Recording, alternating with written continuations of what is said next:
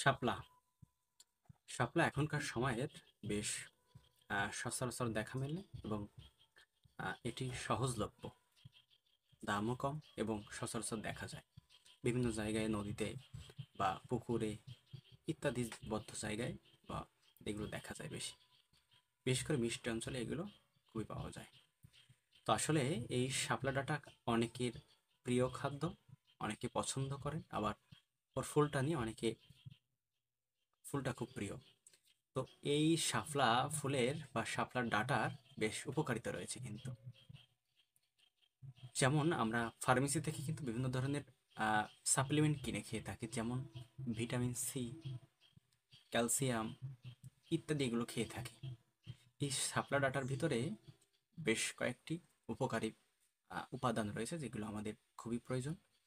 Vitamin C, calcium, protein, এই তিনটে পর্যাপ্ত পরিমাণে শাপলা ডাঁটায় রয়েছে, যেটি আমাদের জন্য অত্যন্ত প্রয়োজন। ভিটামিন সি আপনার বিভিন্ন রোগকে আটকাবে বা আসতে দেবে না। এর মূল কারণ হচ্ছে আমাদের রোগ প্রতিরোধ ক্ষমতাকে বৃদ্ধি করবে এবং খুব পাওয়ারফুল করবে, মানে আপডেট করবে আর কি। আর আপনার ত্বক ও চুলের স্বাস্থ্যকে ভালো রাখবে।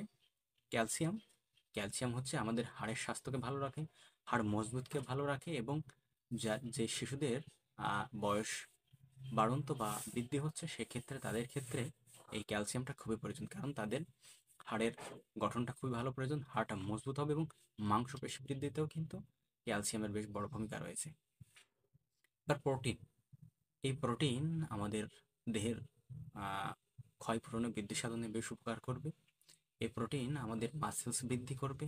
এই প্রোটিন আমাদের বিশেষ করে খুব আমাদের দেহের শক্তিকে কিন্তু এনার্জি এবং পাওয়ারফুল করবে। তাহলে অনেকেই আপনারা আহ, মানে প্রক্রিয়াভাবে তৈরি করা যে সাপ্লিমেন্টগুলো কিনে খান, সেগুলো না খেয়ে অবশ্যই এ সিজনালি বা এ সময়কার শাপলা ডাঁটা অবশ্যই খাবেন। কারণ অন্তত আপনার ভিটামিন সি, ক্যালসিয়াম এবং প্রোটিন এগুলো কিন্তু অন্তত আপনার এখান থেকে বেশ সময় উপযোগী খাবার হিসেবে এখান থেকে বেশ বড় একটা ঘাটতি পূরণ হচ্ছে। অবশ্যই আপনারা এগুলো খাবেন।